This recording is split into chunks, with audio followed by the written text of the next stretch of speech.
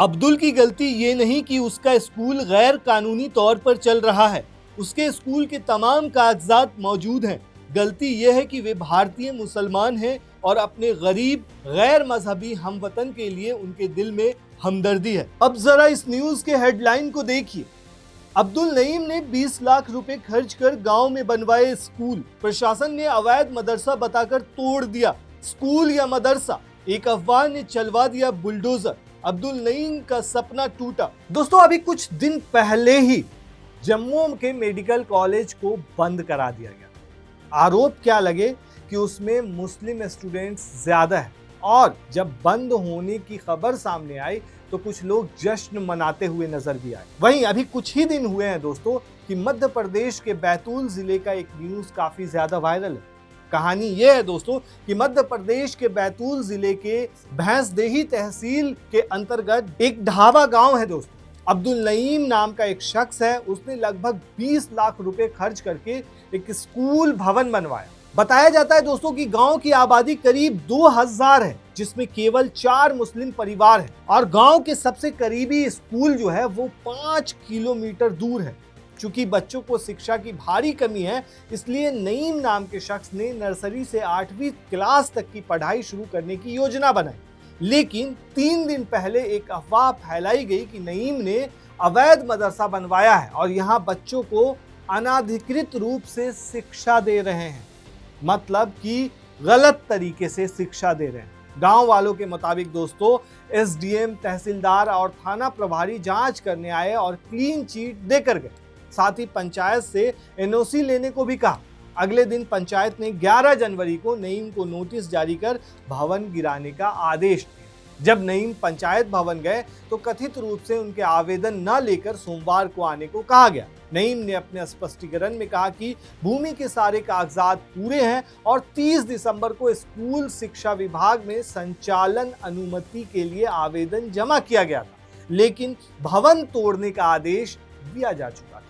जब गांव वालों ने स्कूल तोड़े जाने के नोटिस का विरोध किया तो पंचायत ने आनन फानन में भवन को एनओसी यानी कि अनापत्ति प्रमाण पत्र जारी कर दिया। तो रात में 7-8 बजे तक के मेरे पास में सचिव साहब आए, बोले आप कल 3 बजे तक अपना भवन तोड़ लो, नहीं तो हम तोड़ देंगे। मेरे पर बहुत ऊपर से प्रेशर है, मेरा ऐसा करके वो मुझे बताने लगते। तो मैंने दूसरे दिन मैं भैंसदेही की तरफ भागा कि भाई वहाँ पे आवेदन देता हूँ। वहाँ जाके मैंने आवेदन वगैरह बनाया तो मुझे पता चला कि वहाँ पे पटवारी वगैरह आ गए भवन के पास में और वो भवन तोड़ने की बात कर रहे हैं। तो मैं फिर वापस आया यहाँ पे इंचार्ज पर उनके लिए उनसे रिक्वेस्ट किया कि सर मुझे कुछ तो समय, तो मैंने गलती आवेदन सिर्फ पंचायत की एनओसी नहीं तो मैं उसमें जो भी जुर्माना मेरे ऊपर लगाया जाएगा मैं उसको भरने को तैयार हूँ। लेकिन दोस्तों, मामला यही खत्म नहीं हुआ। बताया जाता है कि कथित तौर पर शाम को एसडीओ साहब ने नईम को बताया कि ऊपर से बहुत प्रेशर है, स्कूल तोड़ना पड़ेगा। ये चीजें काफी ज्यादा कही जा रही है। तो गांव वालों ने कहा कि यदि कोई कानून उल्लंघन हुआ है तो जुर्माना भरकर उसकी भरपाई की जा सकती है। भवन तोड़ने पर उनके बच्चे पढ़ नहीं पाएंगे। वहीं दोस्तों, जब एनओसी के बाद भी सोमवार को भवन तोड़ने का आदेश वापस नहीं हुआ, तब गांव वालों ने 80 किलोमीटर दूर कलेक्टर की जनता दरबार से मिलने का प्लान बनाया। उसके बाद मंगलवार को जैसे ही सैकड़ों ग्रामीण नईम के साथ बैतूल कलेक्टर कार्यालय ज्ञापन सौंपने पहुंचे, उन्हें रास्ते में पुलिस ने रोक दिया। घंटों बाद जब उन्हें छोड़ा गया और वो जनता दरबार में पहुंचे और अपनी बात रखी, तब कलेक्टर साहब ने जांच की बात कही। जब कलेक्टर साहब जांच की बात कर रहे थे तो इस दौरान कहा जा रहा है कि भवन को तोड़ा जा रहा। तो ये मामला काफी ज्यादा सुर्खियों में। असल में दोस्तों, गांव का जो नजदीकी स्कूल है वो 5 किलोमीटर की दूरी पर बताया जाता है। छोटे बच्चों को आसानी हो इसलिए 8वीं तक के लिए स्कूल बनवा रहे थे ये शख्स। स्कूल शिक्षा विभाग में आवेदन भी दे दिया था, जमीन से जुड़े दस्तावेज भी जमा करा दिए थे, पंचायत ने एनओसी भी दे दी थी। लेकिन हुआ क्या, मामला वो जो स्कूल है वो टूट गया।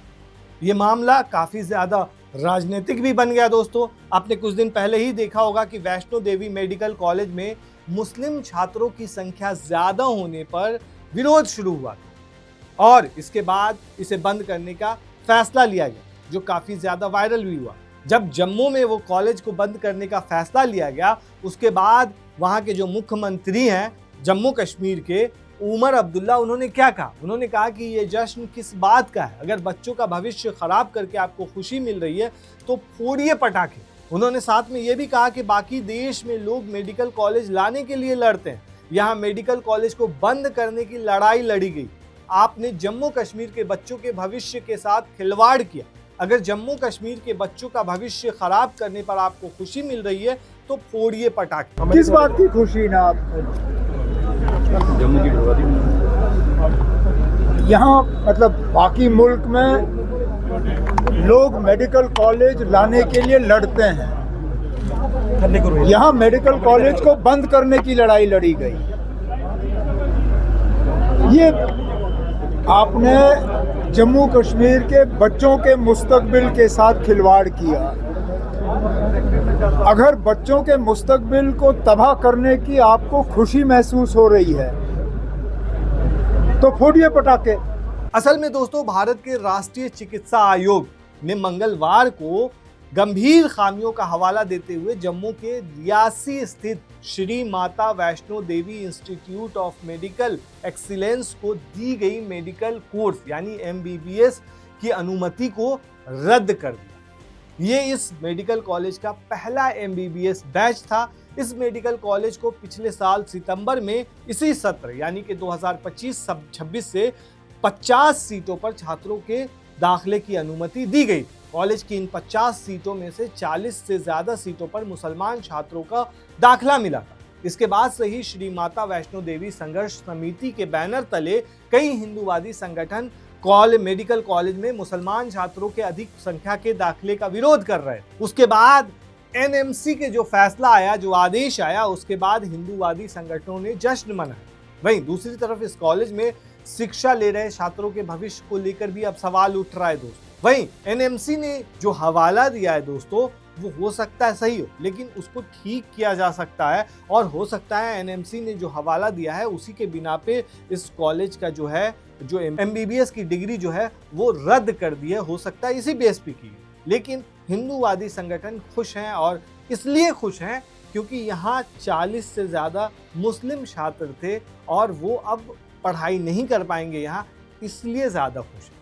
दोस्तों, इस मामले को लेकर के जो जम्मू कश्मीर के CM हैं, उन्होंने ये भी कहा कि इस बार 50 में से 40 कश्मीर से आए। 1-2 साल बाद ये 50 सीटें 400 सीटें बन जाती। मुमकिन है उसमें से 200-250 बच्चे जम्मू के होते। अब मेडिकल कॉलेज की सीट उन्हें मिलेगी नहीं क्योंकि मजहब के नाम पर आपने पूरा कॉलेज बंद करा दिया। दोस्तों, उसके बाद ये मामला जो है काफ़ी ज़्यादा वायरल हुआ। वहीं उसके कुछ दिन के बाद अब मध्य प्रदेश के बैतूल का मामला सामने आया है, जिसमें कहा जा रहा है कि स्कूल को इसीलिए नहीं बनने दिया गया क्योंकि वो शख्स मुस्लिम था जो खोलने वाला था। दोस्तों, इस पूरे मामले पर आप क्या कहते हैं हमें कमेंट में ज़रूर बताएं। शुक्रिया।